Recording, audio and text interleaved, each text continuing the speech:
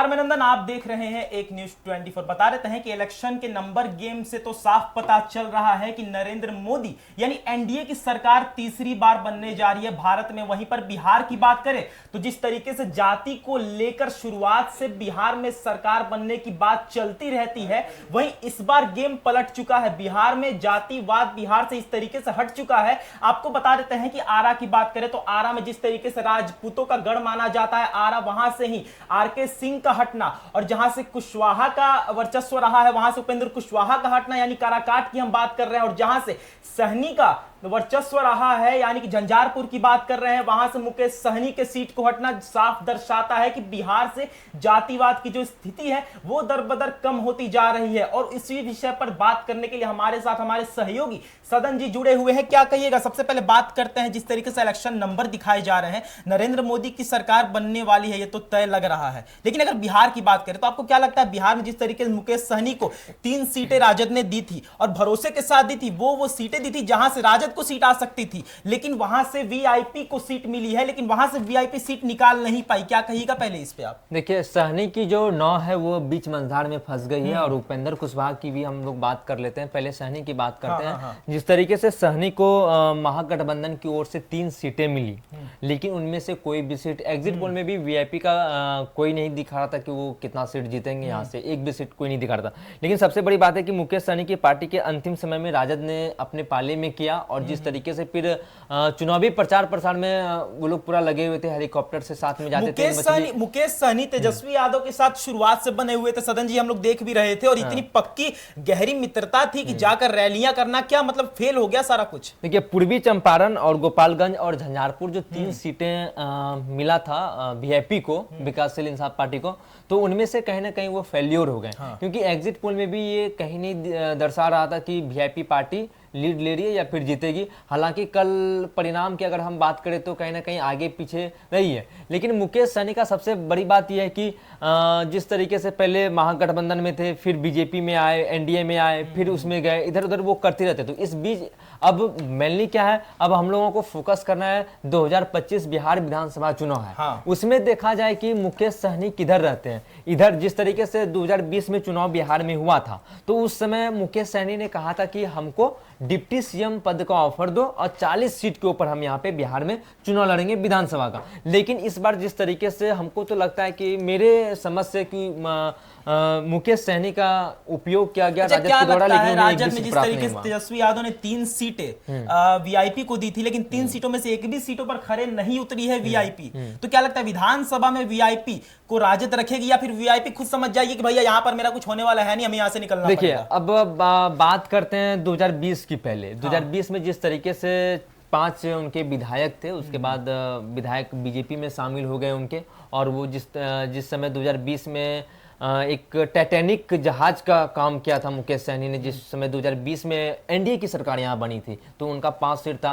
क्योंकि राजद को मात्र 8 या 9 सीट घट रहा, महागठबंधन को 8 या 9 सीट घट रहा था सरकार बनाने में, तो विकासशील इंसाफ पार्टी के जो मुखिया है मुकेश सहनी, उन्हें 5 सीट प्राप्त था और उन्हें एमएलसी बनाया गया और उन्हें मंत्री बनाया गया। कहीं ना कहीं मुकेश सहनी को महागठबंधन छोड़ना नहीं चाहेगी, क्योंकि वो अपने ही दम पे यहाँ पे 5 सीट प्राप्त किया था। बाद में फिर एक विधायक की मृत्यु हो जाती है अचानक से, और उसके बाद फिर 4 विधायक जो उनके बचते हैं, मिश्री लाल यादव और कुछ महिला विधायक, वो बीजेपी का दामन थाम लेते हैं। तो इस स्थिति में हमें लगता है कि आगे आने वाले चुनाव में मुकेश सहनी को महागठबंधन छोड़ना नहीं चाहिए। चलिए दूसरी बात करते हैं, उपेंद्र कुशवाहा पर आते हैं, काराकाट पर आते हैं। सबसे हॉट सीट माना जा रहा था काराकाट, और काराकाट की बात अगर आपको बता दें तो जिस तरीके से दूसरी सबसे ज्यादा मेजोरिटी कुशवाहा की है काराकाट में यादवों के बाद, और वहां से उपेंद्र कुशवाहा का हारना क्या कुछ विषय पैदा करता है? क्योंकि उपेंद्र कुशवाहा हारे नहीं है, बहुत बुरे तरीके से हारे हैं। तीसरे कुशवाहा समाज ने उन्हें नकारा और तीसरे फैदान पे पहुंच गए उपेंद्र कुशवाहा। यहाँ पर सदन जी, यहाँ पर सोचने वाली बात यह है कि पवन सिंह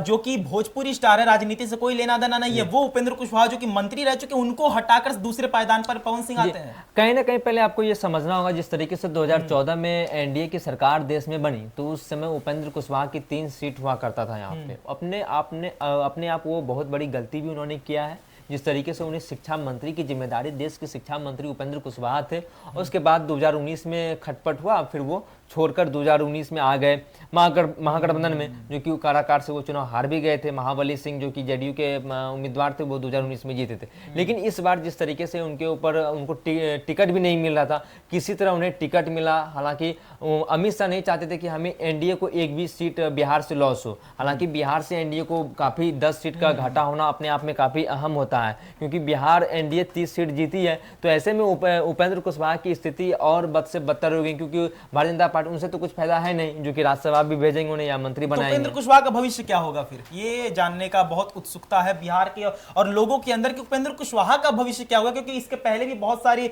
बातें ऐसी उठ रही थी कि उपेंद्र कुशवाहा के कंधे पर बंदूक रखकर भाजपा चला रही है। तो क्या लगता है उनका भविष्य क्या होगा? ऐसी बात नहीं है, भाजपा ने बंदूक नहीं चलाई है। जिस तरीके से प्रधानमंत्री काराकाट में रैली कर रहे थे, उसके ठीक कुछ दिन पहले भारतीय जनता पार्टी के प्रदेश कार्यालय भाजपा बिहार से उन्हें निष्कासित किया जाता है, पार्टी से निष्कासित किया जाता है। तो प्रधानमंत्री आने वाले थे, तो भारतीय जनता पार्टी ये गलती नहीं करने वाली थी, ना की होगी गलती मेरे समझ। और उसके बाद उपेंद्र कुशवाहा की अब क्या हाल होगी, ये तो भारतीय जनता पार्टी ही जाने और उपेंद्र कुशवाहा ही जाने, क्योंकि हमें ये नहीं लगता है कि भारतीय जनता पार्टी को उपेंद्र कुशवाहा से क्या फायदा। चलिए, जिस तरीके से कुशवाहा का भी वोट भारतीय जनता पार्टी को मिला नहीं, 12 सीट मात्र भारतीय जनता पार्टी को यहाँ पे बिहार में मिला है, जो कि 17 सीट हुआ करता था, 5 सीट डैमेज। चलिए अब तीसरे जगह पर आते हैं, आरा पर, भोजपुर। आरा कहने का अर्थ यह है कि आरके सिंह का जो गढ़ माना जा रहा था, आरा राजपूतों का वर्चस्व था आरा में, वहां से आरके सिंह का हटना क्या कुछ पैदा करता है सवाल। क्योंकि आरके सिंह ने जितने वहां पर चीजें लाई थी, जितने डेवलपमेंट किए थे, प्लेटफॉर्म्स बनवाए थे, वहां पर आरा से आपको बता देते हैं कि ज्यादातर 60% लोग टाटा कमाने जाते थे। तो टाटा के लिए स्पेशल ट्रेन किया और उसके बाद वहां पर ऐसी ऐसी ट्रेन के स्टॉपेज भी किए जिनका कोई सोच नहीं सकता था। डेवलपमेंट, हाईवे बनवाए, बहुत सारे डेवलपमेंट आरके सिंह ने किए थे। 24 घंटे बिजली दी, ऊर्जा मंत्री भी हैं। मतलब इतनी सारे डेवलपमेंट करके भी वहां से राजपूतों का वोट उन्हें नहीं मिला, वहां से फॉरवर्ड कास्ट का वोट उन्हें नहीं मिला। लेकिन वो अचानक से ऐसा होता है कि बहुत बड़े संख्या से वो हार जाते हैं। तो क्या कुछ पैदा करता है, जातिवाद की ही हम बात कर रहे थे। देखिए, सुदामा प्रसाद जो सीपीआई एमएल से जो उम्मीदवार थे, वो विधायक भी थे और दमदार उम्मीदवार भी थे। और ये समझना होगा कि जिस तरीके से काराकाट में एनडीए की हार हुई उपेंद्र कुशवाहा को, कहीं ना कहीं पवन सिंह का फैक्टर, क्योंकि आरा के ठीक नीचे काराकाट है, तो कहीं ना कहीं पवन सिंह का फैक्टर आरा में भी काम किया। कुशवाहा समाज के जो वोटर थे वो कहते थे कि अगर यहाँ पे वहाँ सुदामा प्रसाद को अगर वोट नहीं देंगे, तो इस तरीके का परसेप्शन वहाँ पे लोगों का था कि कुशवाहा का अगर यहाँ पे वोट देंगे तो हम वहाँ पे आरके सिंह को वोट देंगे। इस चीज पर हम बात करेंगे कि जैसा सदन जी ने कहा कि पवन सिंह का रोल रहा है आरा में। बहुत सारे हमारे चैनल्स पर वीडियो भी आए थे, हम लोगों ने कहा भी था कि आरा से जो है वो पवन सिंह वोट खा सकते हैं आरके सिंह का। जी हाँ, हम बता देते हैं आपको कि पूरे शाहाबाद का वोट अकेले पवन सिंह निगल चुके हैं। ये सूत्र बताते हैं, ये खबरें आती है। क्योंकि आप लेकर चलिए आरा की, तो आरा की हमने अपने वीडियो में बहुत सारी बातें भी कही थी कि आरा की सीट जो आरके सिंह लॉस कर सकते हैं only because of Pawan Singh. क्योंकि पवन सिंह की अगर बात करें तो पवन सिंह को जिस तरीके से निगलेक्ट किया था आरके सिंह ने, जिस तरीके का शब्द इस्तेमाल किया था, वहां के राजपूत खुश नहीं थे। वो पहले ही कह चुके थे कि अगर आप पवन सिंह के साथ नहीं है तो हम आपके साथ नहीं रहेंगे। तो आरा तो पवन सिंह ले डूबे। काराकाट की बात करें तो काराकाट भी पवन सिंह ले डूबे। अब बाकी शाहाबाद में आता है सासाराम और बक्सर। तो बक्सर से सूत्र था कि बक्सर से भी टिकट मिलने की बात पवन सिंह को हुई थी, लेकिन पवन सिंह ने टिकट लेने से इनकार कर दिया था कि हम बक्सर से नहीं लड़ेंगे। तो बक्सर भी लेकर डूबे। सासाराम की बात करें तो सासाराम भी राजपूतों का ही गढ़ माना जाता है और वहां सासाराम से भी राजपूत नाराज चल रहे थे। और कहने का अर्थ यह है कि पवन सिंह पूरे शाहाबाद में भारी ऐसे पड़े कि एनडीए को तो ले ही डूबे शाहाबाद से।